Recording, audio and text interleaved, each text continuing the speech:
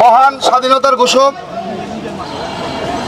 শহীদ রাষ্ট্রপতি জিয়াউর রহমান এর ৪৪তম শাহাদাত বার্ষিকী উপলক্ষে আজকে রশিদ ফাউন্ডেশনের উদ্যোগে আমরা শ্রমজীবী মানুষের মাঝে যারা রোদে বৃষ্টিতে ভিজে কাজ করেন তাদের জন্য ভিন্ন এক ধরনের আয়োজন করতে যাচ্ছি। একটা করে ছাতা, আপনাদের ঘাটতি পূরণ করার জন্য কোমল ঠান্ডা পানি আর সাথে স্যালাইন। এই জিনিসটা আপনাদের কাজে লাগবে।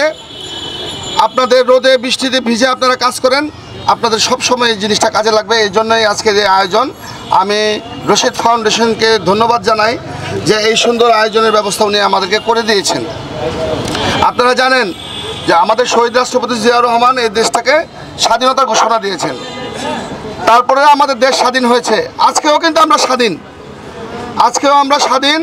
এবং উনি যে গণতন্ত্র এনে দিয়েছেন সেই গণতন্ত্রের ধারাবাহিকতা এবং সেই গণতন্ত্র লালন আমরা যাতে করতে পারি, আপনারা সবাই আপনাদের মনের ভিতর থেকে ওনার এই শাহাদাত বার্ষিকী উপলক্ষে ওনার জন্য দোয়া করবেন। আজকে আমরা এখানে 400 ব্যক্তিকে, নারী পুরুষকে আমরা এখানে ছাতা, একটি করে ছাতা, একটি করে কোমল ঠান্ডা পানি ও একটি করে স্যালাইন বিতরণ করবো।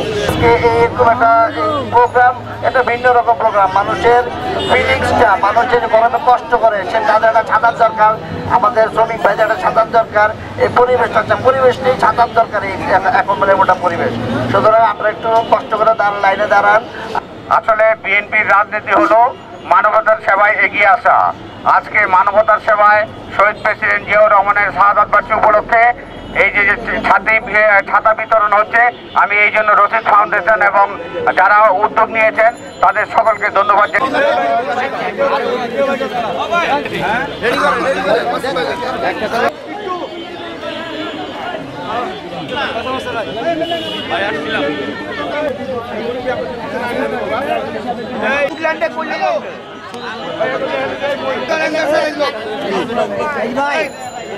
আমার গাড়ি